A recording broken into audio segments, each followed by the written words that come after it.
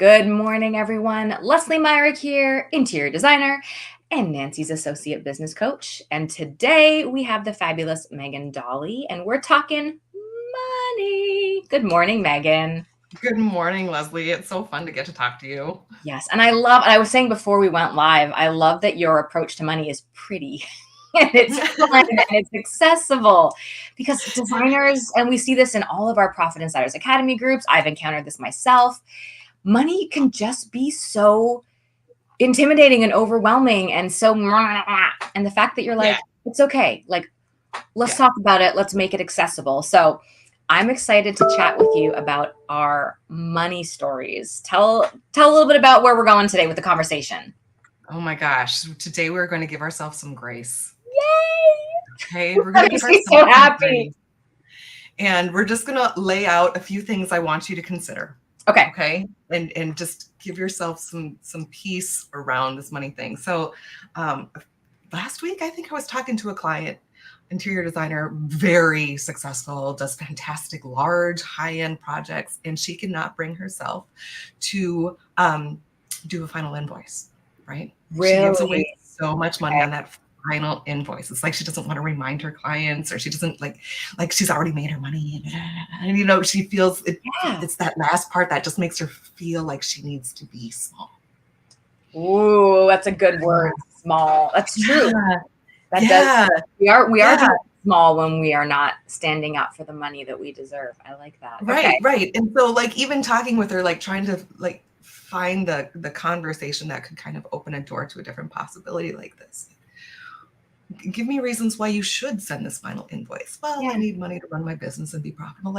Even outside of that, even not having, I deserve to be profitable, or separate yourself from that part and look at it even from the perspective of your client. They expect this final invoice. Right? They expect it. And there's that funny little, did she send it? Is she going to send it? Let me tell you, they don't want to have to ask for that final invoice, right? So if we're going to put a button on this project and have that syncopation of a relationship with our clients, we don't want any murky, are we done? Is she going to send it? Are we did I know you more? Maybe not. Right. Yeah. It's uncomfortable on both sides. Pardon? It's uncomfortable on both sides when there's that ambiguity around money and a project. Yeah. So having this open, flowing relationship with money and your clients in this conversation is a service to your clients to become that leader. Yeah. Right. To have that sense of peace. So I want to help you find that sense of peace with whatever that original agreement is that you have with your clients. They agreed that your services are worth it. They're excited for their project. And then to do a disservice like that at the end really undermines your authority as the leader. Ooh, that's important. That undermines your authority as a leader by doing that disservice of not sending the invoice and collecting the funds that were part of your agreement. Right. Wow. Yeah. Okay. So the first thing I want to do is just give a beat, give a rest, a formata, if you will, music people, a formata on that feeling when you're either supposed to be cleaning up your books, or you're supposed to be sending the invoices, or anything that comes with the thing that you're have that feeling where you make that face. Right. You know the feeling, right? It's in your armpits, it's in your tummy, it's in your throat even sometimes. There is a feeling that comes with it. So if we can give ourselves just the grace of just 10 seconds of pausing and feeling the feeling. Feel the feeling. Okay? Your body is trying to tell you something. It's trying to communicate with you. And we don't want to just be be quiet. I'm going to heal you. I'm going to think through it. It's going to be fine. Don't suppress the voice of what your intuitive self is trying to tell you. Okay, let's listen. And then we can have a conversation with that piece. Okay. I love that. So, I'm an accountant. That's a little woo, but it's not because it is an actual physical experience that you are having, and we need to acknowledge it. Yeah. Okay. And so once we can examine like what is that I'm resisting, is it like they are not going to like me because there's extra hours on this, or is I don't want to, I already know what I did wrong and I don't want to have to see it in my numbers, or I don't understand my numbers anyway, so who cares? This everything is going fine. I don't need to do that part because I've been getting along this far without it. We're good. Or I know the sins that I've been doing and I just don't want to face it. Okay, there's a whole bunch of different reasons that you have that feeling, but until we know where that feeling is coming from, you're always going to be stuck at that point, and it's just going to be get harder and harder and harder, and build a bigger brick wall every time. It can be really scary to sit with that, and I love that you're encouraging us to do that, because you're right. It's so easy to be like, no, this isn't happening. We're good. Like, just go away feeling. I'll take but to actually just sit there and go, okay, I'm feeling anxious, uncomfortable, itchy, bothered, tight. Like everything just feels like crawly. Yeah. That's big, to actually acknowledge what your body is telling you about money, about how you feel about money. Yeah. And in my experience, the monster that we have built it up to be, the big scary thing that we have built it up to be, is not real. It's just that we don't know what it is. And there's potential that it could be really bad and ugly and scary. And there's the potential, there's like this much potential that it's actually that. When in reality, it's actually something much smaller, and something actually that's very helpful and very insightful. Yeah. I mean, I had clients who thought that they were on the verge of bankruptcy, and really with a few small tweaks, we were able to just slide right through and get them to be a better, stronger business. Yeah. And you can't get there if you're not willing to look at the numbers and to feel that discomfort. Yeah. Yeah. So let's look, right? Let's give ourselves that safe space where we can look, because what comes next is the thing that really empowers you.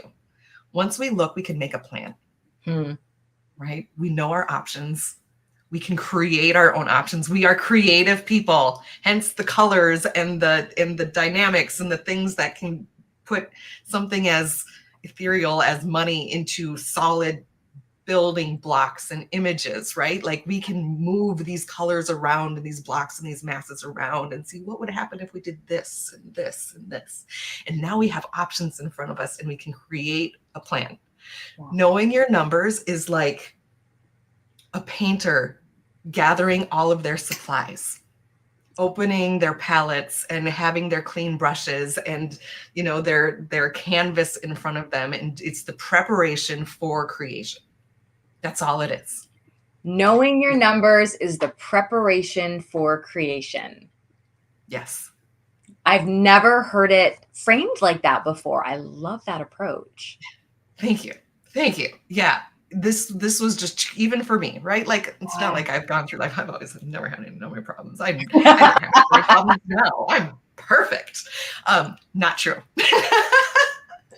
But this is the perspective that helps me the most, because now that I have my palette and my paintbrushes and everything prepared, my podcast going, whatever it is, and I have a plan, I can use my palettes to create a plan which moves into action. Yeah. Okay. Now we're going to paint. We have a money ritual. We have a money practice. We have a money exercise that we do. That's just like, what would happen if? And it allows you, me, us to create this as an experiment, as an observation, rather than a judgment on us, a judgment on my actions and what I've done wrong this whole time. And what I need to be better, what I need to heal, what I need to fix. Fix me, I'm broken. Not true. Not true. Okay. So we've examined our numbers. We've used them to create a plan, to choose what we want to do, to choose what we want to create. And then we move into the ritual of creating, whether that's a weekly ritual, a monthly ritual, a daily ritual, whatever it is, of just opening up your bank account. It might just be opening up your bank account. It might be going into your QuickBooks and matching your thing. It might be just a check-in with your bookkeeper that says, hey, how are we doing? Right? Yeah. Being the leader you get to choose what that plan is, and you get to follow through with that ritual as an honor to yourself, as an honor to your business. The key from what I'm hearing, Megan, is that it needs to be a ritual or a routine. This isn't you do it once and then you're like, I'm good. I looked at the numbers. Okay, moving on.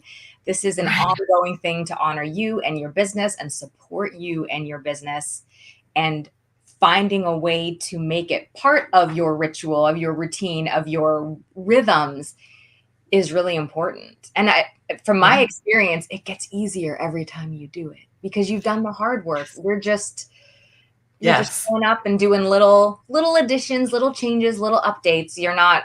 Yes, It's not exactly. Time. That's the last piece, Lesley. You like just nailed it on the head. The last part is like we create a plan and we start taking action in the practice and how it evolves. Like allowing ourselves the grace of, oh, you know what? I designed that and I picked that plan, but I need to tweak it. It needs to be a little bit different. It needs to accommodate X, Y, and Z, or it needs to take into account this other thing that I hadn't thought of. Like you're not going to do it perfect the right time. You're probably going to do a little bit like wrong, but I'll tell you what, there's like no wrong answers. There's a gajillion right answers, and it's okay. Any one of them that you pick is going to be okay. But just practicing and having that arm's length objective ability to adjust and to practice. Yeah. So I like that. You're so encouraging. I feel like I'm getting hugged about my finances. Like, there's no wrong way. Just show up and try. And it's true. Like, you're better. Like it's so cliche, but it's a useful saying, the idea that you can't steer a ship that's not moving. You need to just start moving. And if you're a little off course, okay, we'll correct. We'll get there. But you're not going to get where you want to go if you're just staying stuck. There's nowhere to steer to. Yeah, that's a fantastic. I love that. You got to stay in motion. Yes, you got to make the little bits of progress, look at the numbers. And what I think too is this is so encouraging. And also there are wonderful humans like you who can help with this. I don't want designers to feel like they're alone on the money side of things. It is probably pricing and money, I would argue, is probably the number one struggle we hear in Nancy's coaching world, because if you're not making the money you deserve and need to be earning, if you're not tracking money and understanding it, you might just have a really expensive hobby. You have no idea. And that's one of the key things to get right as soon as you can. And I will say, when I say get right, it's not like a one and done. You're like, I'm good now, never have to look at this again. But it's just like, am I charging appropriately? Am I tracking my hours? Do I know my profitability? Am I looking at my numbers? Am I working with someone, a coach, a bookkeeper, a CPA, a financial advisor that can help with those things? Because you don't have to do this alone and feel stuck with the money stuff. It is not my gift. I do not like numbers. I'm oddly dyslexic. Numbers move around when I look at them.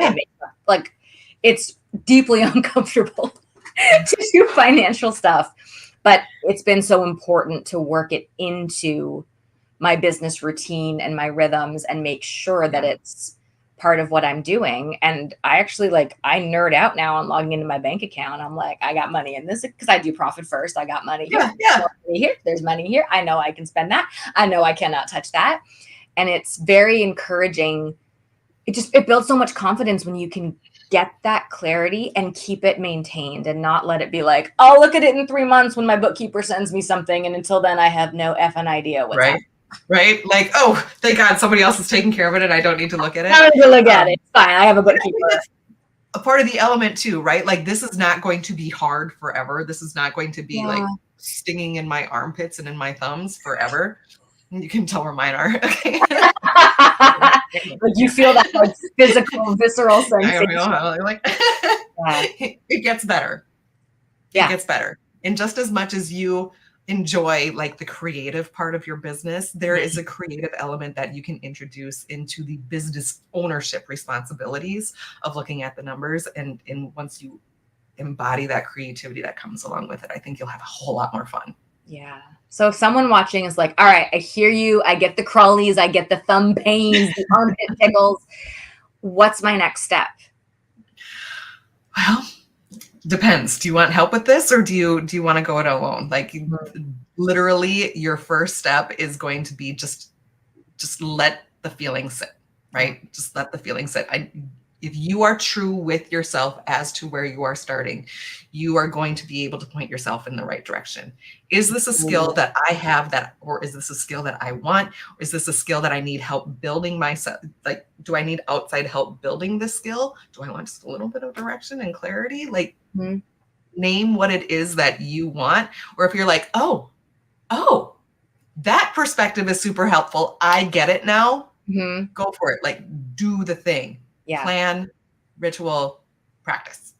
Plan, ritual, practice. Do the thing. Go for it. If you want help, I mean, by all means, I know that you're in your group, in Nancy's group, like there is help, right? Yeah. There is help for this. If you want help specifically with your money in creating that plan and creating that ritual, I would be more than happy to help you with that. And you can find that at megandahle.com. Love it. Any last, I mean, this has all been nuggets of wisdom for the past 15 minutes.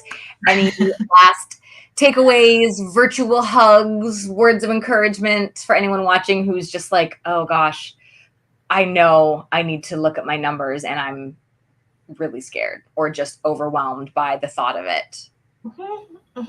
Like, sometimes you just need somebody to look with you, right? You are not bad at numbers. Like, just being bad at math in school does not mean that you are bad at numbers. I mean, numbers are only symbolic of a scenario, right? Like, if we can take numbers out of it completely and not have to look at spreadsheets and look at something that means something visually, by all means, let's get it in a language that really helps you.